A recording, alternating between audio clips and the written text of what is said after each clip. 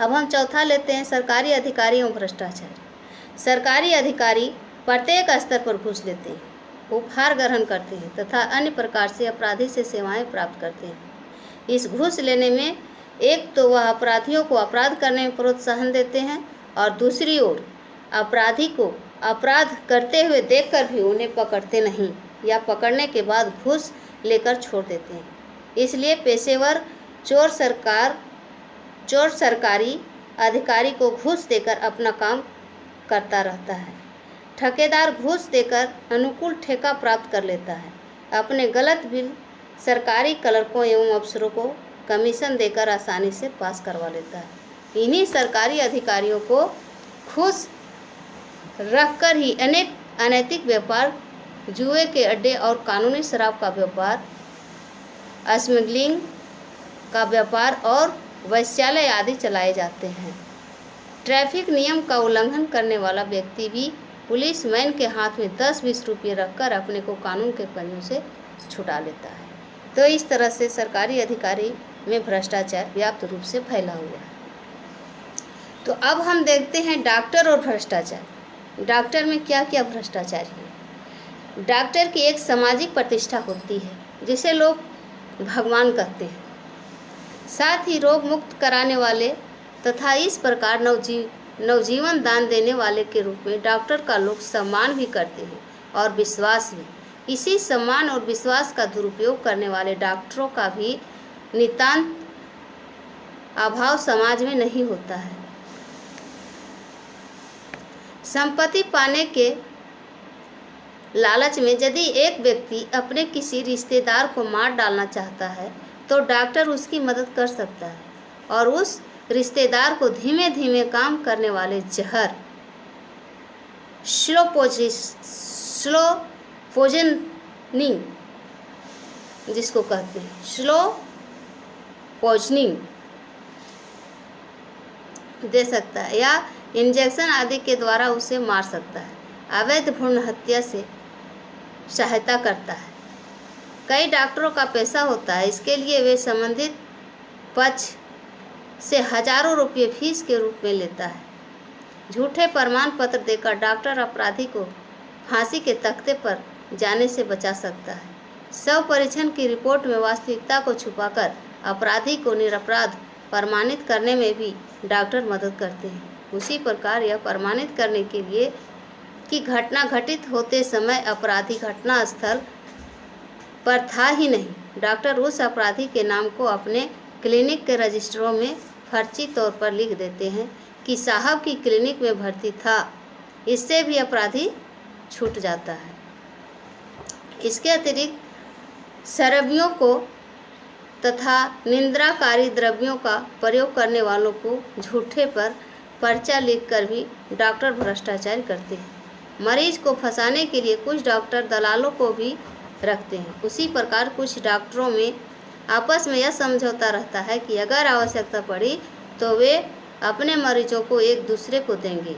इस समझौते के अनुसार एक डॉक्टर एक मरीज का 2-4 दिन तक तो स्वयं इलाज करता है और फिर यह कहता है कि इस रोग की उचित चिकित्सा के लिए किसी एक और डॉक्टर की सलाह की आवश्यकता है। यह अन्य डॉक्टर कौन होगा, इस बात का सुझाव भी वह स्वयं देता है। इस प्रकार मरीज को दोहरी फीस देने को बाध्य कर उसका अधिक से अधिक आर्थिक शोषण किया जाता है। तो आइए हम देखते हैं छठा में वकील और भ्रष्टाचार। देश में वकील वर्ग भी भ्रष्टाचार रूपी भयंकर रोग से अछूता नहीं रह गया।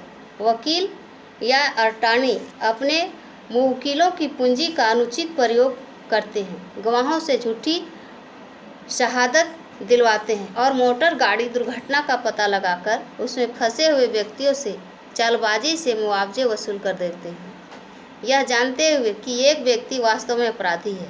वकील धन के लालच में पकड़कर उसे बचाने के लिए कठोर परिश्रम करता है। असली अपराधियों से घूस लेकर अपने मुवक्किलों की ओर से लापरवाह ढंग से अदालत में बहस करने में भी देश के कतिपय वकील हिचकिचाते नहीं हैं। बहुत से वकीलों के तो दलाल होते हैं जो कि मुवक्किलों को न केवल फांस कर लाते हैं बल्कि वकील साहब की ओर से उन वकीलों से कई प्रकार के झूठे कारण दिखलाकर पैसे वसूल करते हैं। शैक्षणिक संस्थाएं एवं भ्रष्टाचार। शैक्षणिक संस्थाएं में भी बहुत से भ्रष्टाचार व्याप्त रूप से देखने को मिलते हैं। भ्रष्टाचार के एक और साधन के रूप में अनेक प्राइवेट शिक्षा संस्थान की प्रबंधक कमेटी के सेक्रेटरी, अध्यक्ष एवं सदस्यों का भी उल्लेखनीय स्थान है। ये लोग स्कूल कॉलेज की स्थापना पैसा कमाने के लिए करते हैं। लाइब्रेरी के लिए पुस्तकें खरीदने, स्कूल का कॉलेज के लिए भवन निर्माण करने तथा शिक्षकों को वेतन देने के मामले में इन संस्थाओं के प्रबंधक कमेटी के सदस्य कितनी बेईमानी करते हैं, इसका कोई ठिकाना नहीं है। महीनों शिक्षकों का वेतन न देना, कम वेतन देकर उनसे हस्ताक्षर करवा लेना, ये सब शैक्षणिक संस्थाएं में भ्रष्टाचार व्याप्त रूप से देखने को मिलता है। धार्मिक संस्थाएं और भ्रष्टाचार। बड़े बड़े अभिजात अपराधी धर्म के नाम पर बड़े से बड़ा भ्रष्टाचारी कदम उठाने में नहीं हिचकिचाते। तीर्थ स्थान पर गए यात्रियों का धर्म के स्थान पर ही पंडों द्वारा भयंकर आर्थिक शोषण किया जाता है। अनेक उदाहरण इस प्रकार के मिले हैं कि व्यक्ति को डराया गया कि यदि वह अमुक वस्तु दान में नहीं देगा तो उसका पुत्र कल मर जाएगा। जिंदा जानवरों, यहाँ तक कि व्यक्तियों को जलाकर काटकर बलिदान करने की घटनाएं आज भी मिलती है। इतना ही नहीं, माँ, बहू, बेटियों की इज्जत भी इन्हीं धार्मिक स्थानों पर धर्म की आड़ लेकर लूटी जाती है, जो कि संपूर्ण मानव जाति के लिए गहरा धब्बा एवं शर्मनाक बात है। इसी प्रकार अन्य अनेक तरीके से धर्म की आड़ में भ्रष्टाचार और व्यभिचार होता रहता है। देवदासी प्रथा इसी प्रकार के भ्रष्टाचार का एक नमूना है। राजनीतिक और भ्रष्टाचार। राजनीति में भी हमें कम भ्रष्टाचार देखने को नहीं मिलता। राजनीति देश के लिए लाभदायक सिद्ध होने के बजाय हानिकारक सिद्ध हो रही है। आज राजनीतिक लड़ाई झगड़े, दंगा फसाद एवं व्यक्ति लाभों का एक साधन मात्र बन गई है। राजनीति में आज चरित्र नाम की कोई वस्तु है ही नहीं। तो अब हम देखते हैं इलेक्ट्रॉनिक मीडिया और भ्रष्टाचार। इलेक्ट्रॉनिक मीडिया और भ्रष्टाचार में क्या क्या भ्रष्टाचार देखने को हमें मिलता है। वर्तमान समय में व्यावसायिक मनोरंजन, सिनेमा, केबल नेटवर्क द्वारा जो मनोरंजन परोसा जा रहा है वह निश्चित रूप से भ्रष्टाचार को बढ़ावा दे रहा है। अपराध करने की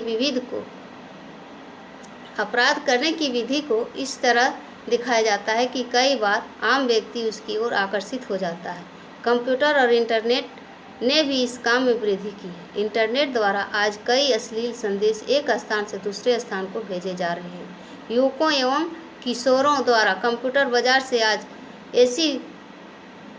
ऐसी सीडी आदि, इतना ही नहीं, पेड न्यूज़ भी आजकल खूब प्रचलित है, खूब खरीदी जा रही है, जिनमें यौन संबंधों का नग्न अवस्था में दिखाया जा रहा है, जिनसे आज 15-16 वर्ष के लड़के भी वैश्यागामी बन रहे हैं। इस प्रकार के साहित्य एवं मीडिया प्रचार पर रोक लगानी चाहिए, जो कि किशोरावस्था से ही बालकों को आपराधिक प्रवृत्ति की ओर धकेल रहे हैं।